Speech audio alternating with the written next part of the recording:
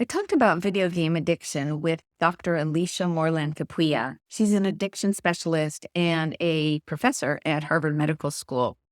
And she talked about the definition of gaming disorder via the WHO, the World Health Organization, and discussed some of the ways that video gaming can really disrupt a young person's life.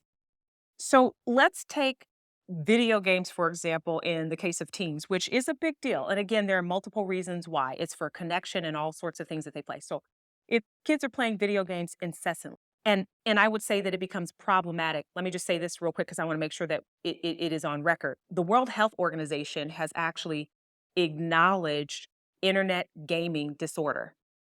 IGD is what they call it. And it actually is a part of the ICD, or the International Classification of Diseases, Part 10, which I think is interesting. Uh, and it is the recognition that you are doing something, that you crave it, that there are actually withdrawals when you don't have it.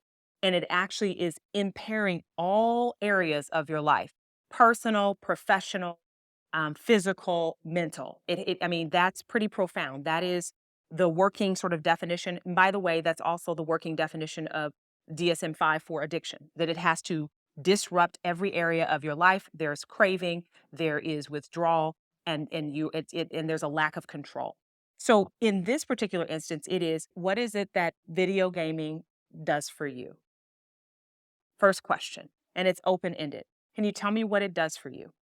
And then after that is explained, again, I think it's important to reflect back what you've heard. Okay, so I'm hearing that this is what it does for you. Okay, is there anything in general that has provided you that same level of, that's not a video game? Okay, so now we're exploring. And if they come up with no, nothing, are you sure? Okay. So what would it take for you to be playing less? Not even fully disengaged, but what would it take for you to play less? What would you need, and what do you think would be a reasonable alternative? And they actually have them. And I can tell you that when you start, again, asking these open-ended questions, but guess what it starts with? A conversation, which we are finding. I'm sorry, this may seem so basic, but what teens will tell you is that the parents aren't talking with them. They're telling. They're telling them things. It's direction and telling, and you shouldn't be doing this. And this is, there has to be an invitation. And if I could just lean in and say this, an invitation for a meaningful conversation is where it will start. Thank you for watching this video. We publish new videos every week, so if you enjoy this sort of content, please like and subscribe to the channel.